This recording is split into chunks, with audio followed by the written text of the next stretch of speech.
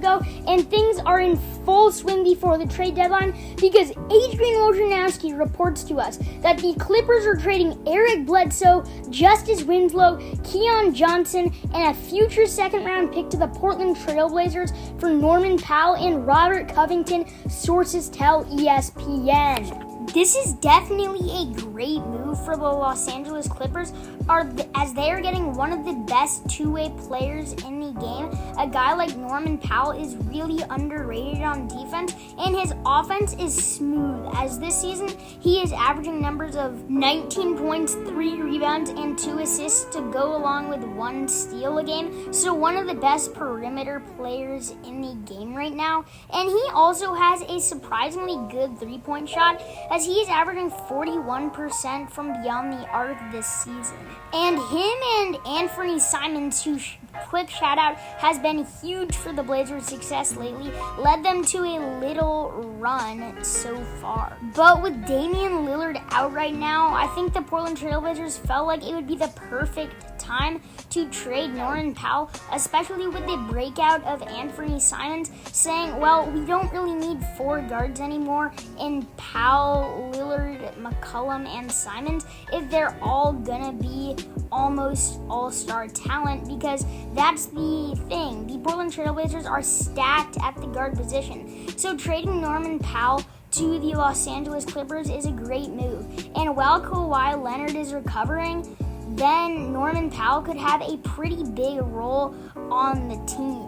I don't want to overhype him or anything, but because of the situation with the Clippers right now, I think Powell could easily average 22 or 23 points per game for the rest of the season with the Clippers. But this is kind of a strange deal for Portland in the sense that they're getting Eric Bledsoe, but we thought the Portland Trailblazers were trying to move away from this crazy guard rotation. So why would you get a guy like Eric Bledsoe? Well, here's the reason.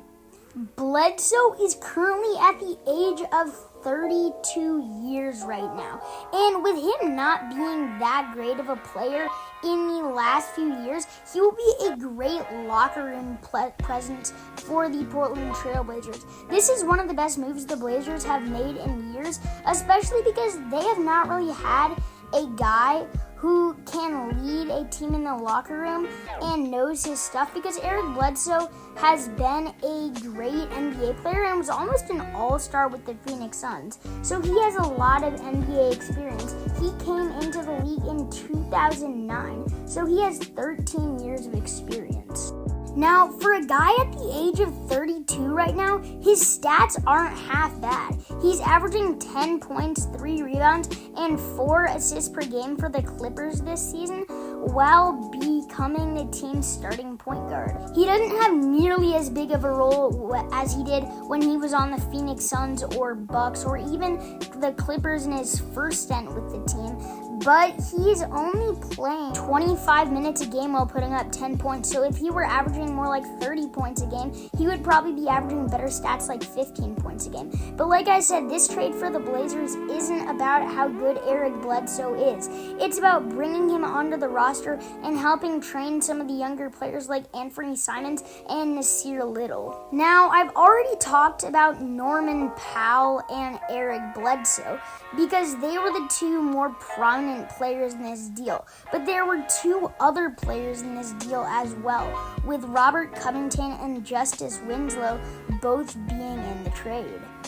Winslow is not having one of his better years, only averaging 4 points, 3 rebounds, and 1 assist per game on 44% from the field, and he's only playing 13 minutes a game.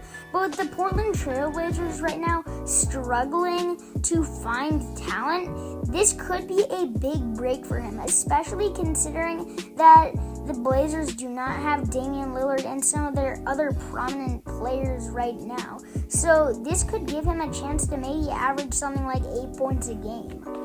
As for Robert Covington, him going to the LA Clippers will make the Clippers even more stacked. Because keep in mind, this is a guy who went to the 2017-18 All-Defensive First Team, along with putting up stats this season of 7 points, 5 rebounds, and 1 assist per game on 38% from the field. Now, those stats might not sound good on paper, but I've watched almost every Portland Trailblazers game this season, and if you had, like me, you would know that Covington impacts his team just a lot more than what his box score shows.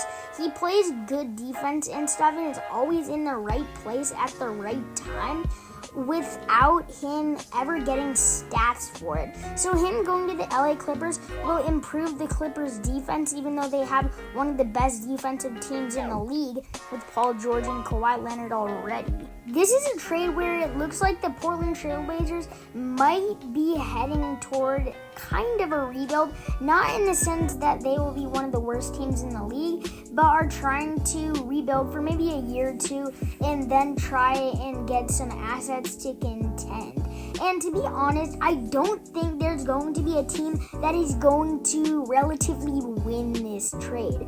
I think both teams are going to come out on top looking pretty average once all their players get to play. Anyway, thank you guys for watching. Click subscribe, turn notifications on, like, share, comment, all the good stuff. And as always, I'm your boy Hyper Hooper Basketball.